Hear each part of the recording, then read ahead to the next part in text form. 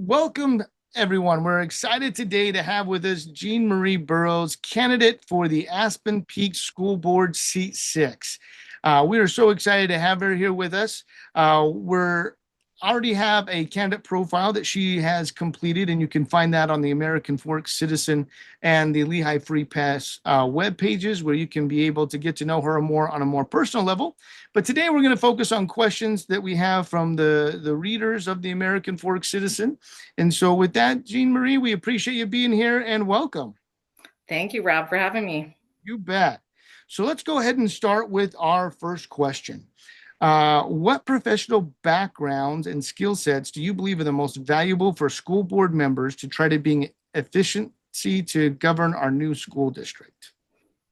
Okay, so for school board members, I think it's my top priority, and what I think is great is that you actually have a knowledge of what schools do, their insides and outsides, having experience with education. Um, of course, it's good to have knowledge in budgets and in policy, but at the same time, schools have completely different type of budgets than businesses do. So I believe that having some sort of knowledge, having been in schools, being a part of schools is one of the best ways you can prepare to be a school board member. Next question is what was your position on the proposed tax increment increase to fund facilities and capital expenditures, and how would you evaluate future tax policy decisions? Okay, I'm glad that you're asking this question. I was at that school board meeting and I heard all of the people begging for no tax increase. My I would have we needed some money. We needed a tax increase. I think that if they would have been able to spend more money or more time focusing on communicating with our communities, letting them know exactly how it works. In the If you read just the newspaper, sometimes you just get part of the story. And I know that we need money in education. I would have voted for it. I was interested in seeing what they could have done with just evening out what was finishing off and if doing it that way. But at the same time, education needs more money all the time, and I would have voted for it. Okay. Next question we have is transition planning. What do you see as the most critical operational gaps that need to be addressed as we separate from the Alpine School District, and how should we prioritize filling them? Oh, okay. Right now, we have lots of positions for a huge, large district. Um, each district needs some people to be over all of those operations, but with it being a smaller district, we could definitely be able to lean it out, especially since there'll be three what they do for one now. So our priorities will definitely have to be our teachers and supporting our teachers and being able to feel like they have the support they need. We also need to run operations though. We need to have our bus systems. We need to have the people over, making sure that all of our electronics and everything work well. So we will have to be able to look over it, but definitely pull back some and not have to spend as much money. Okay. The next question has to deal with budget development. How would you approach creating Aspen Peak's inaugural budget, and what factors should guide our financial planning process? Great. Always from the very beginning, right after we get our superintendent, we need to get our business administrator, and we have to make our goals. We have to decide what is most important for us. We have a smaller group of people, a smaller group of students and teachers, and their needs are different than Alpine School District. So making those goals will be the top priority because our budget has to align with those goals. I I think that we will be in a good place where we can look at new programs that will support our students. I love the idea of thinking about the technology high school that Alpine's thought about in the past, but let's look at other things that could support our students and give them the best experience in education. Next question. How would you evaluate tax incentives and requests from development agencies, and what criteria should guide these decisions? Okay, this is a big question that I think is loaded in lots of different ways. I I I've read about the newest one that was in Lehi just a couple of months ago that was very controversial, that lots of people were like, "Wait, you're giving tax incentives to these bigger organizations." I I feel like communication to our public will help them understand how education really is funded, and I hope that with that communication that they will support us more and being able to work more with the larger organizations for those tax cuts so that we can benefit our students and our teachers more with money from those deals. Okay. Next question is how would you approach establishing district policies for Aspen Peaks, adopting existing frameworks or developing new ones, and what should be your guiding principle there? Okay. I I have to admit, at the beginning of running for this, I'm like, do you know, I love Alpine School District. It's great. I can see the benefits of having a smaller school district.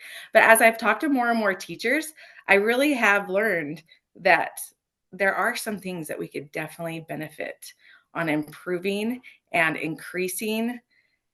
I think that and that's one of the major things is that we need to communicate with our teachers. We need to make good policies with our including our teachers, letting them help us and guide us and use that communication with them to help us decide where do we want to go from here. This is a huge moment. We can make it such a great district if we are able to use our educators that they know what our students can do.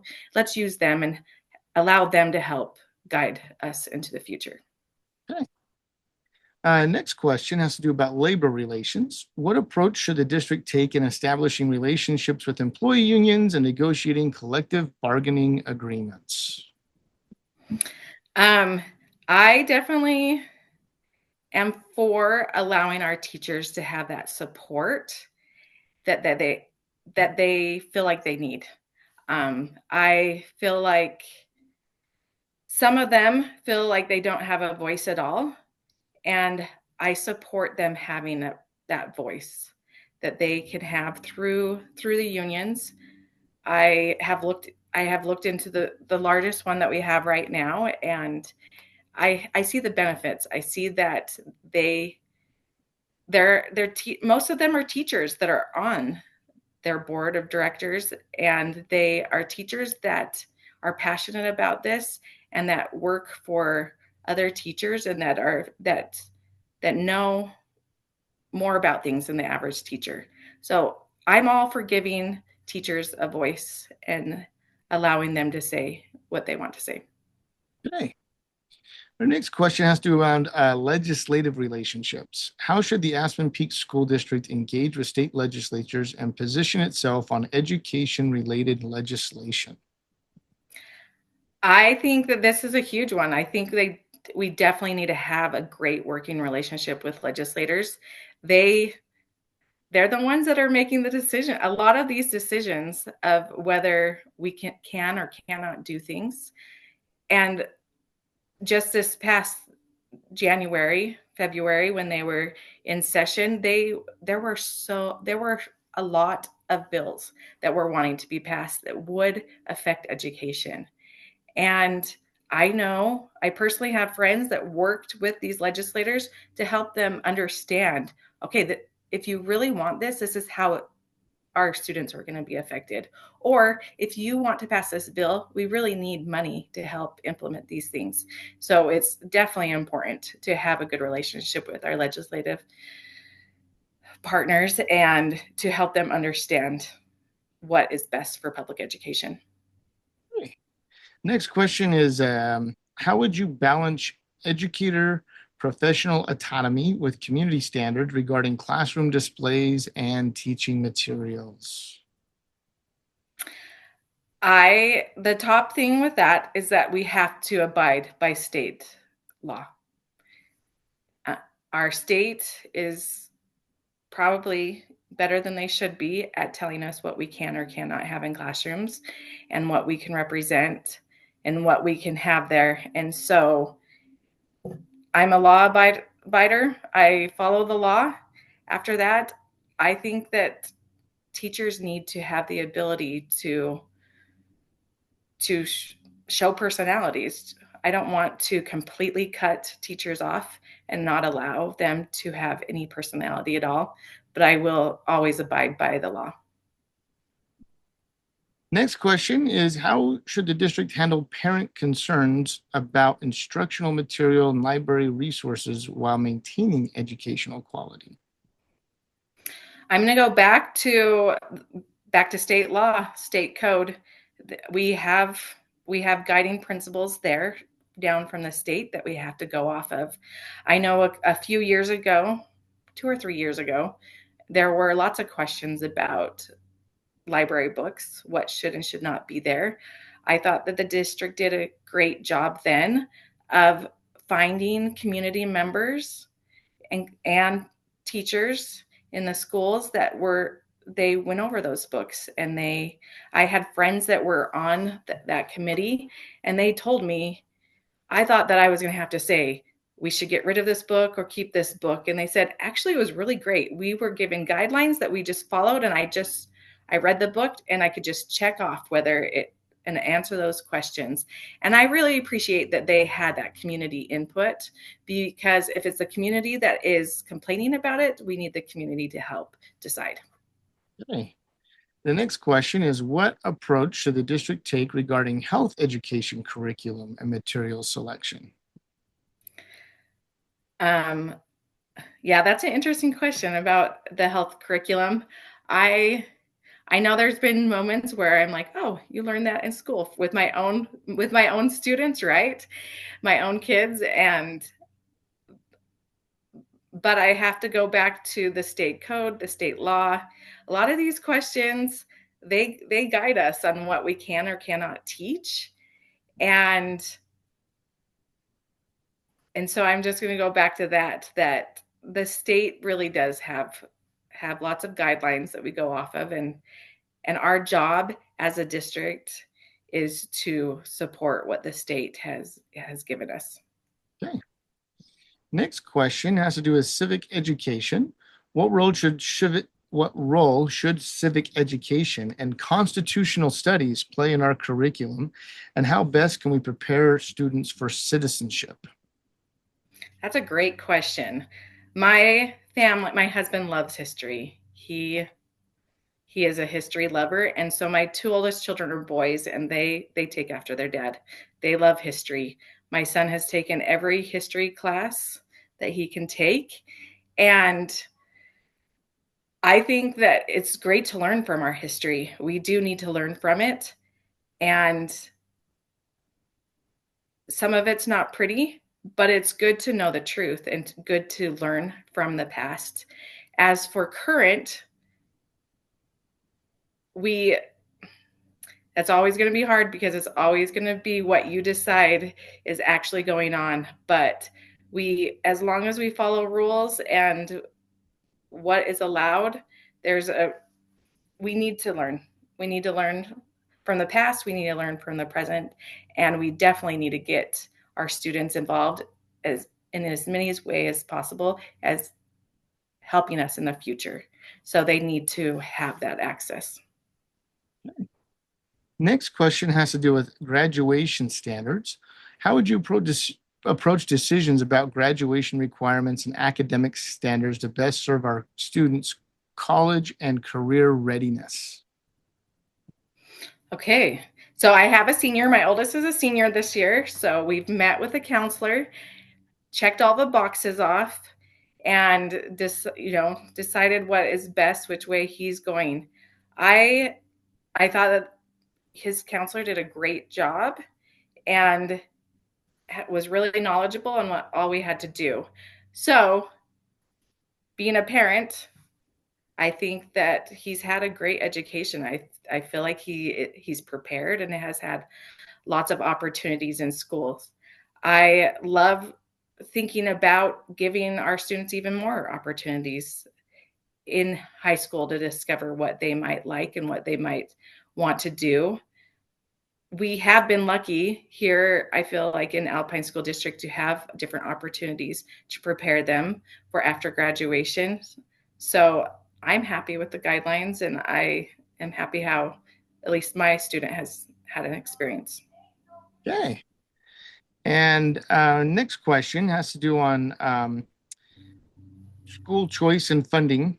How should the district respond to state policies regarding charter schools and school choice programs that may impact enrollment or funding?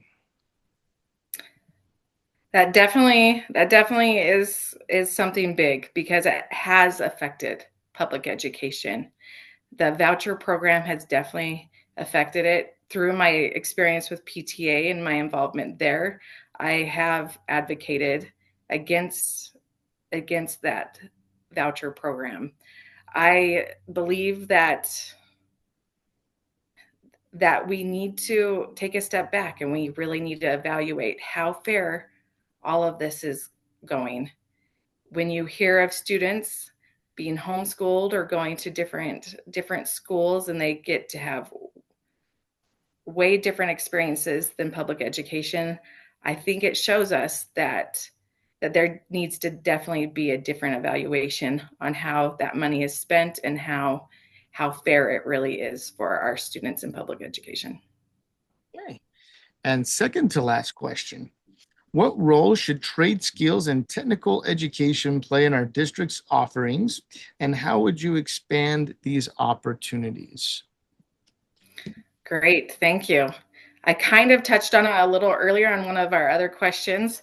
I feel like we have a great access with MTech and different and up here in North Utah County. We have a great access to MTech. I would definitely be interested to even looking into a technical high school or something like that. Um, Maybe even partnering with them for something like that. I think that it's very important, especially in our world where technology is so important, but also so many different careers that aren't needed. You don't need a college education. I think it's great to introduce our students to all of these different opportunities to see what it's like and if that's a career choice they would like to go down. Our final question is for you to close it out. 1 minute of whatever you'd like to address with voters. So here we go. Okay, I love it. So I love public education. It's been a part of my life forever before I even started at the age of 5, with both of my parents being educators and my grandparents being educators. I tried as hard as I could to not get into education, but I was pulled towards it, and it's just who I am. I feel passionate about this. I didn't always want to be on the school board. I thought that I would just be a PTA and school community council and anything else that the schools needed, and that made me happy, and that's my passion, and that's what I do daily. It's just who I am. But as I sat and I thought about it, I am able to communicate with people. I'm able to explain things because I've lived it. I've worked it. I've spent years learning about education, and I want to continue to do that for an even broader group of people. Well, I can't thank you enough, Jean Marie, for jumping in and putting your name out there as a possible candidate and potential board member. It's not easy to go through public scrutiny and ask people for votes and take hard questions and jump on a Zoom call online to do an interview. So many thanks from us to you for being a candidate, and we wish you the best. Here's this upcoming election. Thank you so much. Thanks for this opportunity. You bet.